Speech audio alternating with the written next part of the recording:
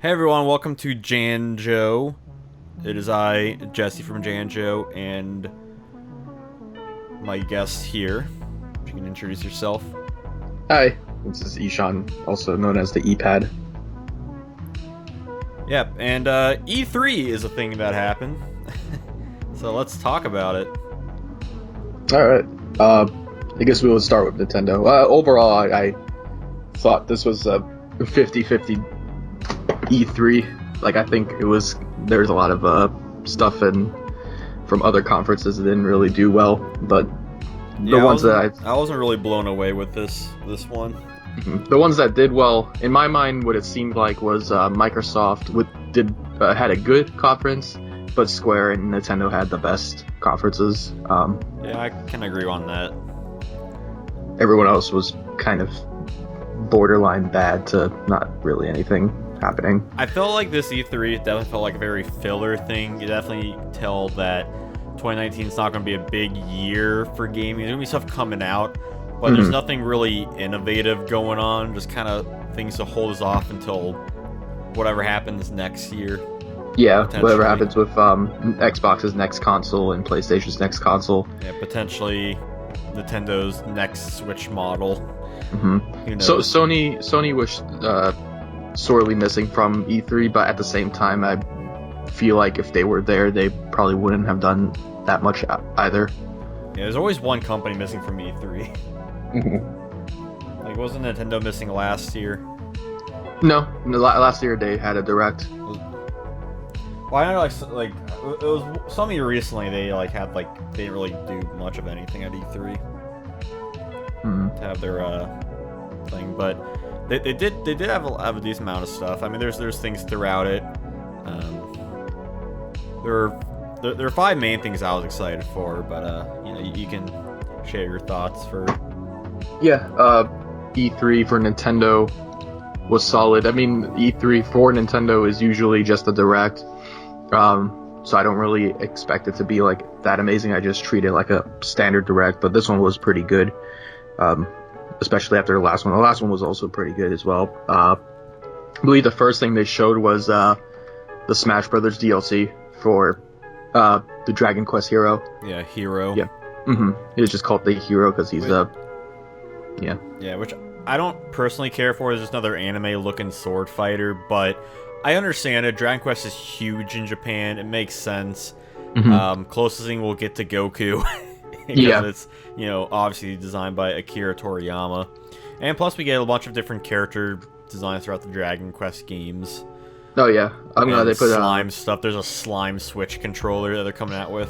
Oh yeah, I saw that. It's a circular mess of something. Like, I've never played Dragon Quest, but I think it looks pretty fun. Yeah. It made sense. I mean, there was rumors for this character being in the game anyways. Sakurai apparently likes the series, and Dragon Quest has been a long franchise. I think it's been old. I think it's actually older than Final Fantasy. Yeah, it's super old. Yeah. So it makes sense. Just fast forward a bit, but I do like that they at least have Dragon Quest as the Japan representative, and then they have Banjo as the Western audience DLC that they announced later on. So at least you have both target audience. I'm still expecting to see Crash or Spyro. Yeah, Crash, since Microsoft still technically owns Banjo, I feel like one of the last, or maybe the last, or the fifth DLC fighter would be a Sony fighter. Because it fits. It just fits perfectly. I rather have Spyro, but I see them adding Crash. Yeah, because it seems more feasible for a character. Because it seems weird that, like, how can you top Banjo, since Banjo's the third fighter and we still have two more. Honestly, when I first saw the trailer, I'm like, oh, is this Dixie Kong? Yeah, that's my first thought, was Dixie Kong. But they were showing all the villains in the slideshow thing they did before. So I thought there was going to be another villain. I wasn't sure who, though, but then my thought was Dixie Kong because Donkey Kong was there, and then that Jiggy came across the screen. No, it's rare. Good one, Nintendo. And then it was Duck Hunt.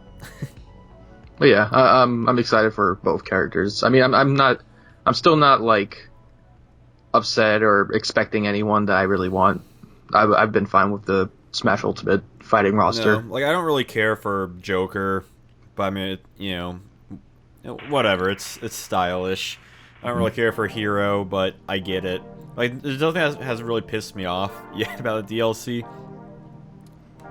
Yeah, there wouldn't be a character. I mean, at the end of the day, these are just characters added to fill in for DLC. Chances are all the rest of these are going to be third-party characters as well. Yeah, probably. Now, I've talked about this like forever ago, but do you think there'll ever be any original characters? Like the Smash announcer or something? Oh. No. What they should add is Sagata was it Sagata Sancho, I think his name was? Oh. I think if I... Mad. Yeah. So I think after the DLC fighters for Smash Brothers, they had a release date for Dragon Quest XI. It was fine. I mean, now I was kind of interested with playing Dragon Quest, but wasn't sure where to start anyways. Yeah, in terms of the other DLC with Banjo, and I'm curious if... Because they released Cuphead for Switch, I wonder if they're going to release like the Rare Replay or even just the Banjo games on the Switch, which would still be fun. Yeah, I hope so. But they still haven't really done They haven't done crazy stuff since Joker was added to Smash Brothers. Like Persona 5 still hasn't been announced. Yeah, but there was that one Persona 5-esque game for the Switch. It was like a battle royale game, kind of. Well, it's called Battle Royale, but it's not. It's something different. I can see Persona 5 on the Switch. I mean, it'd be a cool game to have on it. It's RPG. It's very stylized. Mm-hmm. Luigi's Mansion 3 was next. Or as I call it, Hotel Luigi Vania. Oh yeah, because they're going to a hotel. I completely forgot that other characters were in there besides Mario. Hashtag Gooigi. Oh yeah. Gooigi for Smash. I never played Luigi's Mansion, but I think it looks fun. Yeah, both of the Luigi's Mansion games were pretty good. I wanted to try the 3DS remake because I like the company that made it. Who made the remake? It was the same company that made the Zelda 3DS remakes. Oh, okay. So like I want to support the company. I think they put out really good stuff. But I've never played Luigi's Mansion. I know a lot of people liked it, despite it not doing like fantastic on its release. But that's a circumstance thing. I know a lot of people weren't really big fans of Dark Moon, but I think this one looks fun, especially with multiplayer. It's on the go. It seems very like Switch oriented, which is good. Yeah. It looks good. I'm not sure if I might get it though, but because I've only played Dark Moon and I didn't stick for it for too long. Yeah, from what I understand, people weren't really big on Dark Moon. It was okay. Yeah. I guess for a 3DS title is probably good. I guess. But yeah. I think the fact that they're doing like a hotel is kind of neat. Yeah. Like it's not just a bigger mansion kind of thing. They announced No, could you imagine a Luigi's Mansion 4 and he's at a like in Delfino, but it's like haunted, like everyone's like ghosts and or it's like Halloween or something fun like that. Oh wow! Like an open world Luigi's Mansion. Yeah, that'd be cool. They announced Trials of Mana making an HD remake of the another game called Seiken Densetsu, which was made like 1995 and hasn't been localized since then. Yeah, and they're also releasing a Secret of Mana as well, plus Final Fantasy Adventure. They're releasing a lot of the entire Mana, essentially, except for what's it called? The one for PlayStation. But yeah, I don't know. I think Mana looks cool. I think the music's great, but I've just never got behind like the gameplay. Like I've tried to play Secret of Mana twice. Just I don't know. It's not for me. Mm-hmm. No, I was just surprised with the whole localization thing for a game that has been in Japan for so long. Yeah. I think people were more excited about this because now there's a bigger chance for Mother 3 to be ported or localized. Mm-hmm. That's why I was. Yeah, I'm really surprised they haven't even made another Mother game yet. It feels like, I don't know. It feels weird that they haven't announced stuff for like, Mother or F-Zero or stuff. That kind of stuff. Like, we didn't get anything for Prime 4 yet. Oh, yeah. Hell, we got a thing for Breath of the Wild 2. It'd be like, hey, we started working on this game. Like, how come they haven't released anything for Prime 4? Yeah, that is weird, really weird. The only thing that we got from it was, just a teaser of the title screen, or just the title. Yeah. Like, I think people were really expecting them to show something for Prime 4 at E3. I wasn't expecting any gameplay, especially since they were starting from scratch back in February or March. So that's why I wasn't expecting it at all. There were rumors about like a 2.5D Metroid being on the Switch, similar to Samus Returns, and I guess it didn't happen. They really need to have a place-holding Metroid game before Metroid Prime 4 comes out, whether it's a port or something simple. Yeah. I think people really just want the Prime trilogy to be ported. That'd be an easy thing to port. They're porting other games like Resident Evil, Yeah, that's the thing. Well, Resident Evil 5 being ported is great. Resident Evil 6 I don't really like, but where's 2 and 3? Yeah. I mean, it'll happen eventually. I don't know about about Resident Evil 2 remake, but I'm sure both of them would be there. I think 5 and 6 were easier to port for them. It bothered me that they had like this weird skit before they announced Resident Evil 5. It sounded like they were porting, they were making a new game or something. But no, they did all this stuff just for like, hey, we're porting some games over. Yeah. I feel like they put so much more effort in that than some of the other things they did. Still no gyro controls. I'm so sad about that. Even just for Resident Evil 4. I think that's the biggest letdown for me. That they released Resident Evil 4 without gyro controls, because it would have been worked so perfectly. Because it worked great on the Wii. Why not the Switch? Yeah. Oh, this is slightly unrelated, but one of the games, it wasn't Nintendo, but it was Ubisoft. One of the games that was announced because you brought up the Wii was Just Dance 2020. Yes. Okay. And it's being released on the Wii. Yeah. In 2019. I think that's hilarious. Yeah, I was in the Re-Res chat watching it. I'm just like, oh, this is probably gonna be for the Wii, isn't it? That's ridiculous. One of the last games that was made for the Wii was the Kirby Dream Collection, I think. And that was like 2009 or 10 when it finished it was 2012. It was a few months after the Wii U came out. Just Dance is just like the Wii's life support right now. But why? Everyone's buying a Switch. I don't know. I guess people still buy it. I don't know. Other games though, I'm in Battletoads. You see the trailer for that? I did. I don't know. I'm not a fan of how it looks. I think it's a bit cartoony. Yeah, well, it looks like a Flash game to me. It counts like Castle Crashers a little bit. Yeah. A lot of these games. I mean, Castle Crashers, I think, was a beat 'em up, right? Yeah. Yeah. So, there's also a lot of games that do the stencil-looking graphics because they're easier to design. I just hope it's like more beat 'em up than anything else. Because my problem with Battletoads, like the console games, is that it's just it tries too many game styles and doesn't really perfect one of them. Oh yeah, I see what you mean. That's the only criticism I had. That was just the graphics. I liked when they showed the pipe tunnel on the third person perspective one. I thought that was cool. Don't want to see the side scrolling racing level. Yeah, I think it's cool that they're like bringing it back, because I think it's something people have been wanting for quite a while.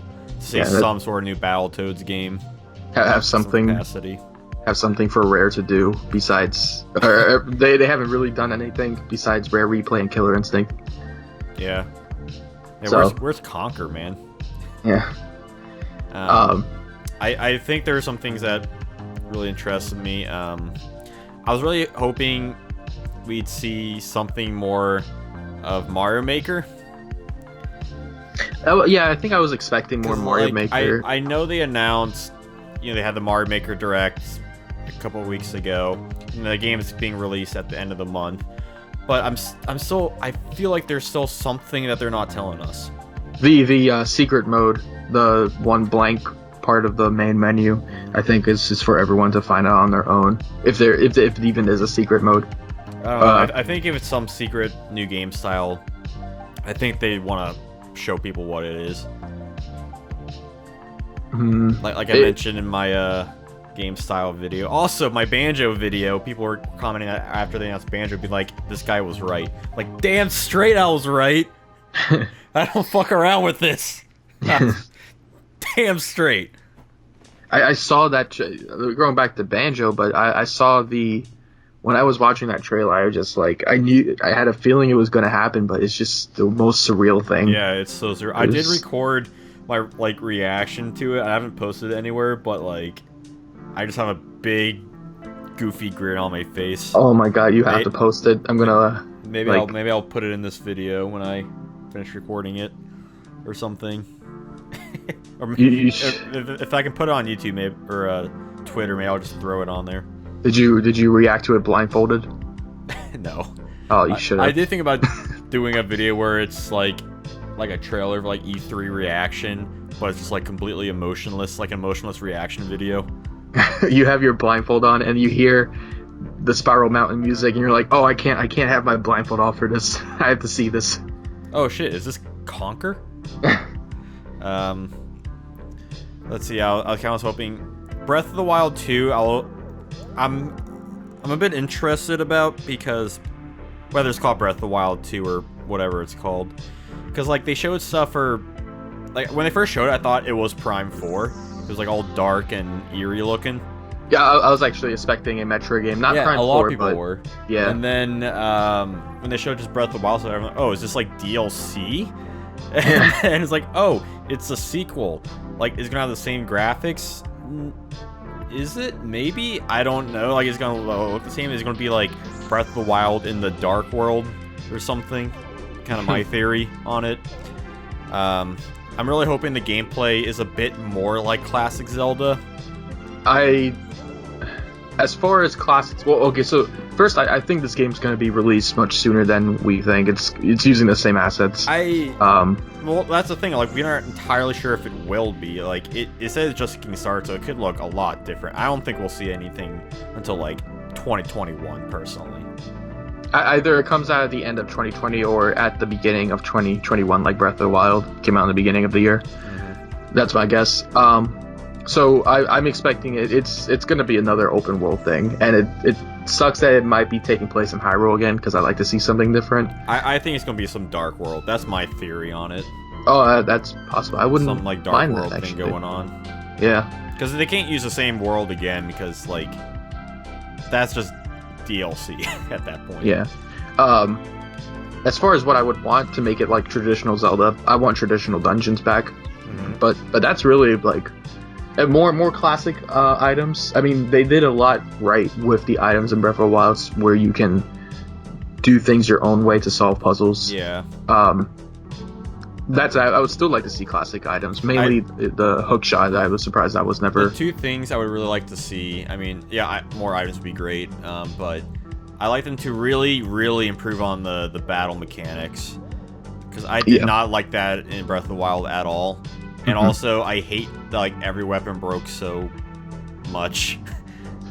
I'm still mixed about that, because I understand you want to have so many items that can help you in combat, but if you don't have them break, then one item's going to be outclassed over the other. Yeah, they need to have some sort of like your standard weapons and have like some sort of upgrade system. I think that would work a lot better, like more RPG elements like that in it.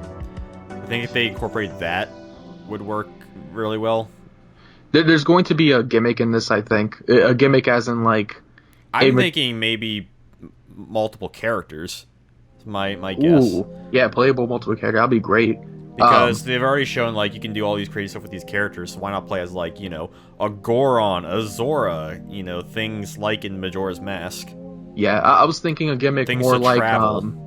a gimmick more like Majora's Mask or Link Between Worlds, you know, wall merging. Anything that involves using the world, basically. Because Breath of the Wild definitely set a standard, and it's pretty basic. If there were more Breath of the Wild sequels in comparison, but it still stands on its own as a unique Zelda game, even though it's also setting that standard. I would like to see the sequel be darker. It looks like it could be darker. Yeah, it looks like there's gonna be some like a zombie king or a demon thing, something weird, something underworld related. It looks like a crypt of the Necrodancer. it looked like a corpse Ganondorf. Yeah. It looked like a Ganon corpse. Ganon corpse. Speaking of Zelda, Link's Awakening, I'm very excited for. Yeah, I'm really happy. I love the cute design of Link and just the look of everything. Reminds me of, like, you know, like Craft World kind of. Yeah, it works as a Game Boy games because they kind of had the same facial expressions and everything. Yeah. I'm happy it's coming out sooner than I thought. I thought it was coming out in November. It's coming out September 20th. Zelda Maker, well, kinda a rough, rough dungeon thing going on there. Yeah, you like create a room or structure a room. It's actually, I think it's based off of. It looked like a heart, but I think it was based off of the color dungeon structure. Yeah, I think you get like preset rooms you can use. I think it said you unlock rooms you could use or something like that. Yeah, even though it's structured after the color dungeon, I think the color dungeon was confirmed to be in the game. So, I think it'd be a fun thing. I'm curious how there's going to be any like online aspects to it. That'd be cool. Like downloading dungeons and stuff like that. I don't know if there will be. Maybe as challenges. Like I don't know how in depth it's going to be. It looks like it's going to be somewhat bare bones, unfortunately.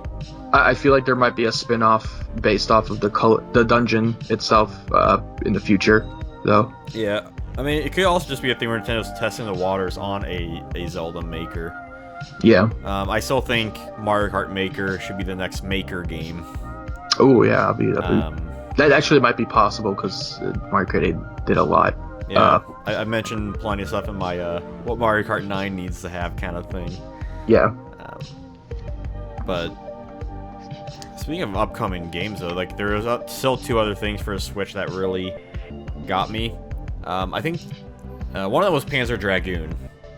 I don't know anything about that game. So it's a Saturn game. It's like a on rails kind of shooter kind of game. It's completely like remade. It looks like, but like the fact that they're redoing like a Saturn game is really big because you won't really get much Saturn love at all. And I'm wondering if it's gonna be the first because there's two of them on the Saturn, so I'm wondering if it's gonna be both of that. I just think it's crazy that they're doing anything involving the Saturn. Yeah, I'm actually surprised it's a Saturn game. Because I knew when the trailer was showing, people were saying it was a remake of a game, but I didn't know about the game. So. Yeah, like that's pretty cool. The one thing that really impressed me the most was The Witcher on Switch, because like the fact that they're putting Witcher on Switch. The Switcher? Yeah, well, that's what I said. Switcher. Really? Yeah, I put a tweet out like right after the trailer call, like it was hashtag the Switcher. Oh. And Twitter at Janjo Brand, and it was. I think it's impressive that the Switch can handle the Witcher, even if it's dialed back a little bit. I think it's very impressive on the console's part. Yeah. Like, I've been wanting to play The Witcher for quite a while. If I could play it on the go, it's gonna be crazy, because I'm sure it could run it. I mean, it ran Doom pretty well. Skyrim, it could run. Dark Souls, like, the Switch has proven it can handle larger games. Yeah. I'm excited with certain, restrictions, but that's understandable. Yeah, I'm excited for the Doom sequel, even though I haven't Doom played. Eternal. Yeah, even though I haven't played Doom 2016 yet. I haven't played through it. I did play some of it, and it's really good. Okay. Yeah, I'm excited for it. I do have it on Steam, so I'll probably just play it on that. Yeah, I do want to play through the entire game before I would get Doom Eternal. Mm-hmm. But I'm expecting it'll be good. I'm really, really excited for it. I'm sure most people is. This might be like the best thing at E3 is Cyberpunk. Yeah, I heard people were talking about it before I saw the trailer. It looks cool. I mean, it was a hack and slash game, right? Open world hack and slash. Yeah, it's like an open world kind of. The world was cool, and then it's very like pretty looking game. Like I'm getting like Red Dead kind of vibes with it. Yeah, like I was just blown away seeing Keanu Reeves at the end. Yeah, Keanu Reeves is the new Chuck Norris. You're breathtaking. That was great. He was like, "Oh, you want to see the release date? Check this out." Oh, wow. Damn. It was just the funniest thing. Cyberpunk's gonna be really good. It's gonna be Game of the Year contender. Whenever it comes out, I'm sure. I'm actually excited for Fire Emblem 3 Houses. I don't play that many Fire Emblem games. I only played Awakening. The last trailer was pretty good. But I never care for Fire Emblem. Yeah. Yeah. Another thing I don't really care for, Animal Crossing. I'm super excited for Animal Crossing. I love the title. It looks like the same thing. The graphics don't look that impressive. Yeah, well, people are excited because we wanted Animal Crossing for the Switch. But it's like I feel like it looks like something that could have just easily been on the 3DS. Well, yeah, that's the point. I think everyone loves. Like graphically wise. Like Craft World looks better. Captain Toad looks better. I'm not really feeling it. I'm not really feeling Pokemon Sword and Shield. I feel like when they show like the gameplay of like the big vast world and everything like that, it just looked empty compared to like a Breath of the Wild. Have you seen the treehouse footage for Sword and Shield? I've seen some like the E3 footage of it, like the trailers and stuff. Oh, the treehouse footage is really cool. That's when they really showed off the gameplay of it. Because I know people were wanting, we wanted 3DS Pokemon games where the camera is actually behind the character and you can control the camera, and that's what this is. It's finally that. I think graphically it looks really good. Like, it's very like pretty looking. I love the presentation of everything. See, I just have some concerns about it.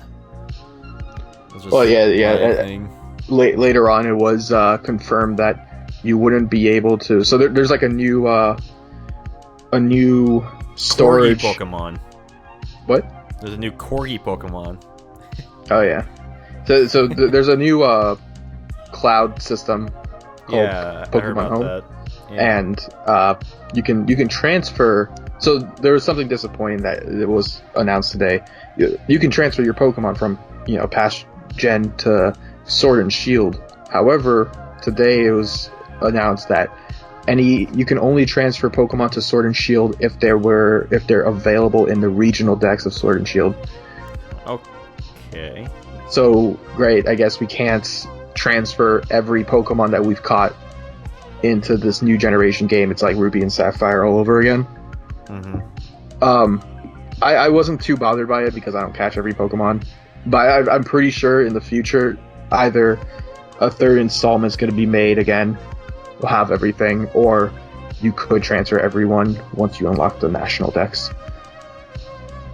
That's why I wasn't like too bothered by it. It's still kind of weird that they're doing that. They say it's because their modeling is taking forever for these Pokemon, but it's the same models from the 3DS games, just high definition. Yeah, maybe. I mean, I was expecting Omega Ruby Alpha Sapphire like Emerald version. That never happened. So who knows? A new Contra game was announced. That was kind of weird. It was surprising. I don't think the game looks good. No, I don't think it looks particularly great. Yeah. Yeah, it's weird seeing like a, you know, I think Contra belongs in 2D. Yeah. I just thought about it. Like, was there ever a Contra 3D? 1, Super C, even like later ones like Contra 4, and the WiiWare one, Contra Rebirth. Mm-hmm. Like, that's cool. But like And the Contra 3D, it's just like it's a shooter. Contra DS was pretty good from what I heard. Yeah, that was Contra 4. Oh, okay. That one I'm going to pick up at some point. And then later, the previously announced Contra Anniversary Collection came out after the Direct ended, so that was cool. Yeah, it's all about these anniversary collections. Mm-hmm. Yeah, Nintendo's both really loving them. I mean, they're great. Yeah, I mean, it's cool that they're having all this stuff on them. Like, it's available. Mm-hmm. Like, games are more available now than ever, you know? Yeah. I'm still, like... There's, like, a new Sonic and Mario Olympic Games. I never cared for these games, but... Like, of course there is. But I don't know. It's been 12 years... Was it 12? Yeah, 12 years since the Mario Sonic Olympic Games series has been made, and I'm still, like, scratching my head about the series in general. I know. I mean, they're just fun little party games. Looks like there's, like, a lot in this one, though, which I'm kind of worried about, like, you know, how it's... People are going to, like, pick up and play if there's so much in it. Mm-hmm. But, I guess we'll find out. Yeah, even though, it's another one. Everyone was saying that the best part about the game was Eggman shirtless. It looks hilarious. Shirtless Eggo. Let me see. Spyro Reignited Trilogy is going to the Switch. I feel like that was an obvious thing was going to happen. Yeah. Mm-hmm. DLC for Crypt of the Necrodancer for Zelda.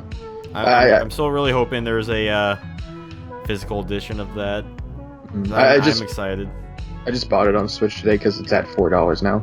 So I mean, I have like the game on Steam for a while now, but I've never got around to it. But I mean, the stuff on the Switch is like worth getting the game again. Mm-hmm. That's all I could think of for Nintendo's stuff. For others, so the Bethesda conference was really bad. Mm-hmm. I think that's the one where it's felt like people were paid to overreact and the audience to cheer, and there were like a couple people in the front doing standing ovations a lot,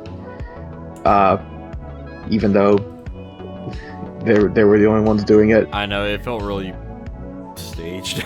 Yeah, and then it also sounded like they added in extra cheers and extra audience sound effects and stuff completely faking it. Yeah, like it was like they were like, it's not even just like cheers. More Rayman, damn it. They were like hollering. That's how loud the crowd was, and I don't think anyone after Fallout 76 would want to cheer for Bethesda.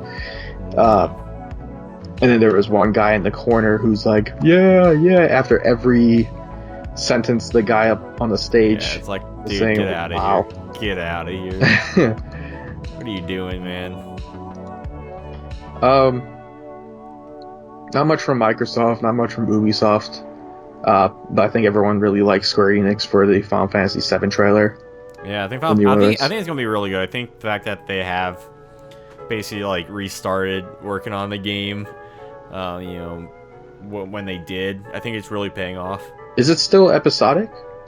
I don't think so. Because I'm not sure. I feel like they would have brought that up. If it was episodic, it would just be 2 episodes. Maybe it's not too many.